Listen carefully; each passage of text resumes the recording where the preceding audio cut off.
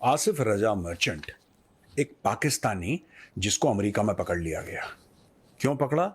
क्योंकि ये शख्स गया अमेरिका और इसको हुक्म मिला था कि अमेरिका के बड़े बड़े जो सियासतदान हैं, बड़े बड़े पॉलिटिशियंस हैं, उनको मार डालो।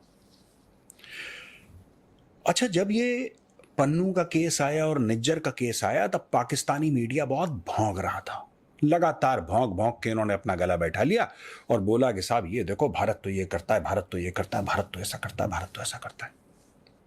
इसीलिए मैं कहता हूं पाकिस्तानियों, अपने गरेबान में देखो, जिन्ना की करतूतें देखो, अपने जर्नेलों की करतूतें देखो and never celebrate, never celebrate. आज मैं पाकिस्तानियों को एक हिदायत देता हूं, कभी जश्न मत बनाओ, क्योंकि तुम्हारी किस्मत इतनी बुरी है, तुम्हारी किस्मत इतनी बुरी है कि जो पुराना हिंदी फिल्म का डायलॉग है ना, याद है हिंदी फिल्म का डायलॉग, तुम्हारी किस्मत इतनी बुरी है कि अगर तुम ऊंट पे बैठोगे ना तब भी तुम्हें कुत्ता काट लेगा। तुम्हारी किस्मत इतनी बुरी है। बड़ा सेलिब्रेट कर रहे थे कि इंडिया ने राधी साजिश कर दी है और रॉ वाले पहुंच गए सी और तो रॉ वालों ने मारने की कोशिश की थी।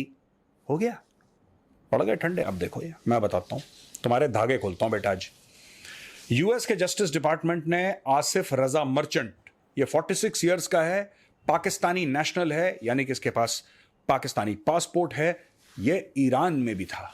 अब दोस्तों बात ये चल रही है कि लोग कह रहे हैं कि डोनाल्ड ट्रंप के ऊपर जो असैसिनेशन का अटेम्प्ट था, क्या इसमें इसका हाथ था कि नहीं था? Possible, not possible. अब व्हाइट हाउस की प्रेस सेक्रेटरी कैरिन जॉन पेरे ने बोला है कि इसका कोई कनेक्शन नहीं है। लेकिन थोड़ा सा रुक जाओ, अभी धागे निकलेंगे। हर एक बुरी चीज के पीछे एक पाकिस्तानी होता है दोस्तों, हर एक बुरी चीज के पीछे। कहीं बाढ़ आ जाए, सूखा पड़ जाए, मैं बता रहा हूं, आप ढंग से खोजेंगे आपको पाकिस्तानी मिलेगा। ये लोग अच्छी चीज तो कर नहीं पाते। दो ही इनके एक्सपोर्ट है भैया, एक गधा, एक आतंकवादी, क्योंकि यही प्रोड्यूस कर रहे हैं ये लोग भारी मात्रा में। आतंकवादी प्रोड्यूस कर रहे हैं, गधा प्रोड्यूस कर रहे हैं। अब ये देखिए,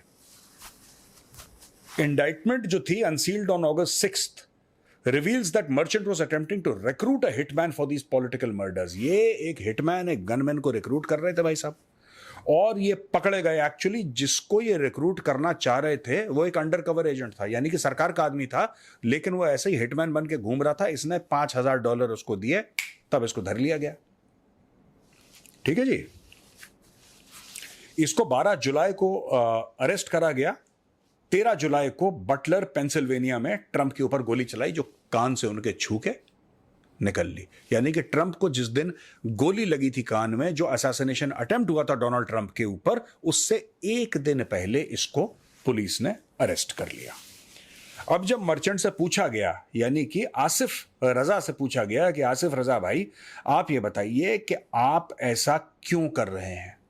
आप अमेरिका में आके इन सब बड़ी बड़ी पॉलिटिकल हस्तियों को, जो राजनीतिक लीडर हैं, उनको आप क्यों मारना चाहते हैं? आपका मकसद क्या है? तो इन्होंने बोला है कि जो भी पाकिस्तान या मुस्लिम दुनिया, यानी कि उम्मा, जो भी पाकिस्तान और उम्मा के खिलाफ काम करेगा, मैं उसको मार दूंगा।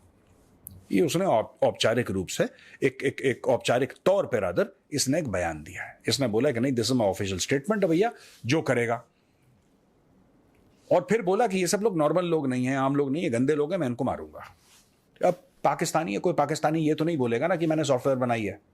कोई पाकिस्तानी ये तो नहीं बोलेगा कि मैंने वैक्सीन बनाई है। कोई पाकिस्तानी ये तो नहीं बोलेगा ना कि ये इलेक्ट्रिकल कार है, मैंने बनाई है, जो कि 2000 किलोमीटर एक चार्ज पे चलते। ये सब पाकिस्तानी थोड़ा ना करते हैं।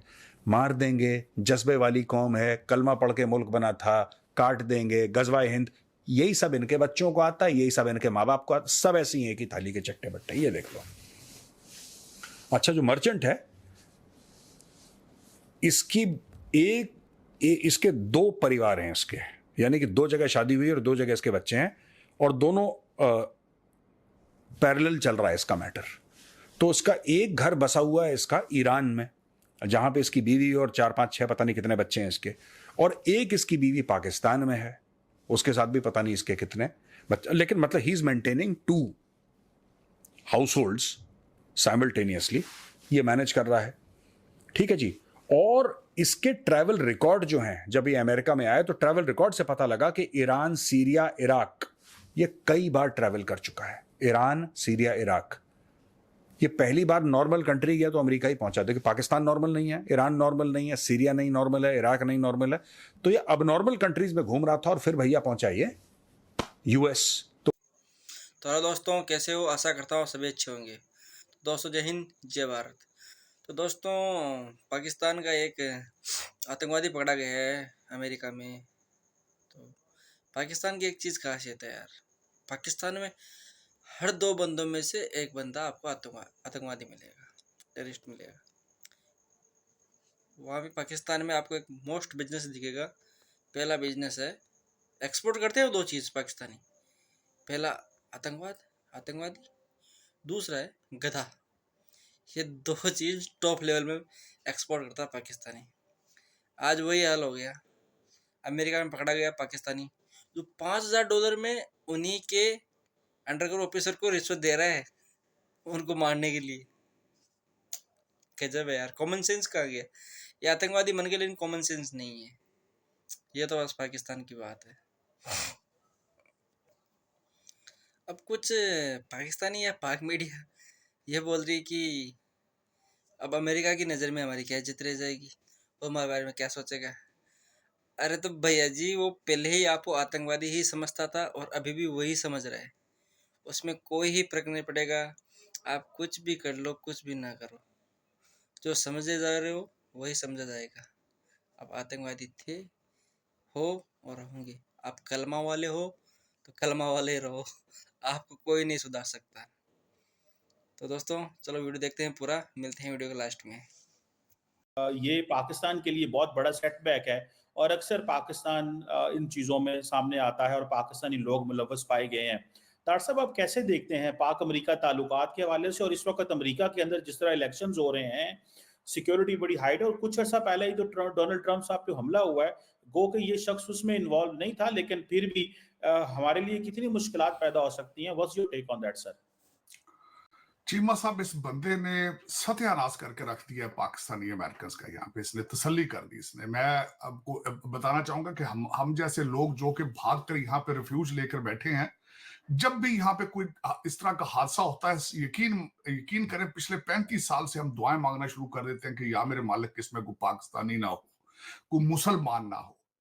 अब मैं ये बिल्कुल, इसने जस्टिफाई किया है कि आपको वाकई यहां भी पीटीआई को प्रमोट करना चाहिए, Republican Democrat party, you don't deserve to be integrated into this society. Asif Merchant साहब ने इतना नुकसान पहुंचाया है पाकिस्तान को, और मेरे जैसे लोग जो कि पाकिस्तानी अमेरिकन हैं, जो पाकिस्तान से भी मोहब्बत करते हैं और जो अमेरिका से भी मोहब्बत करते हैं, जो इंटीग्रेट करना चाहते हैं, जो शुक्रिया अदा करना चाहते हैं अमेरिका के, जिन्होंने हमें यहां पे संभाला है।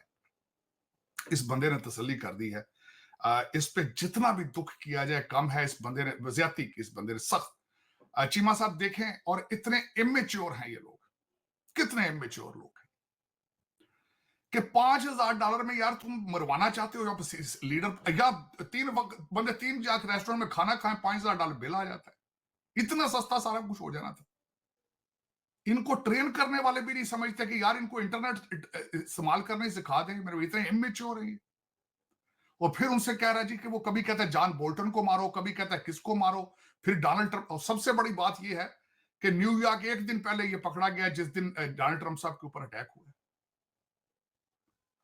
और मैं समझता हूं कि इस बंदे ने जो किया है, पाकिस्तान को मजीद इसने 20-25 साल पीछे धकेल दिया।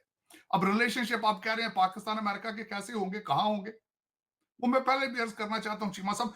आपके रिलेशनशिप नीड बेस पे है, आपके रिलेशनशिप डॉलर बेस पे है।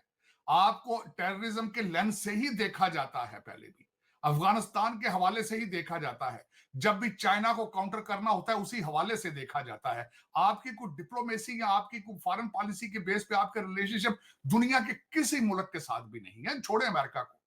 ये सारी दुनिया को इस चीज का खबर है कि आप यहां पैसों पे गिरते हैं, और इन्हें पता है कि जब भी इंटरेस्ट कोई खरीदना है, आपको डॉलर देने हैं, चाहे वो चाइनीज दे दें, चाहे अमेरिकन दे दें, चाहे कोई रशियन दे दे, जो आपको क्वाटा दे दे, कुछ तेल दे दे, अल्लाह के नाम पे जो दे दे, आप उसके साथ चल पड़ते हैं। सारी दुनिया को पता चल चुका है उस पे क्या नुकसान होना है। आसिफ मर्चेंट ने उस फॉरेन पॉलिसी को क्या नुकसान पहुंचाना है जो एग्जिस्ट ही नहीं करती। इसने क्या नुकसान पहुंचाना था? आपको ये उसी लेंस से जिस तरह पहले देख रहे थे टेररिज्म के हवाले से एक अनऑर्गेनाइज्ड रिलीजन, एक रोग स्टेट, उसी तरह देखते रहेंगे। आपको और क्या देखना है इन्होंने? आजकल आप रिलेशनशिप एंजॉय कर रहे हैं क्योंकि भारत के साथ आइडियल रिलेशनशिप नहीं है। You are lovey dovey, $7 billion आएगा, वो दुबई कनाडा चला जाएगा वो, और आप उनके साथ साथ हैं। इससे बड़ा और क्या? आसफ मर्चेंट ने उस पर क्या नुकसान पहुंचाना था? इसने नुकसान तो मेरे जैसे लोगों को पहुंचाया। इसने पीटीआई वाले के वर्कर जहां पे जितना लौंडा लपाड़ा है, उनको इसने क्या नुकसान पहुंचाना? तो दोस्तों, आपको वीडियो कैसा लगा? कलमा के आतंकवादी का, पाकिस्तान के आतंकवादी का। अच्छा लगा हो तो एक लाइक करें, कमेंट करें, शेयर करें। जब बंदे नए हैं सब्सक्राइब करें। जय हिंद, जय भारत माँ।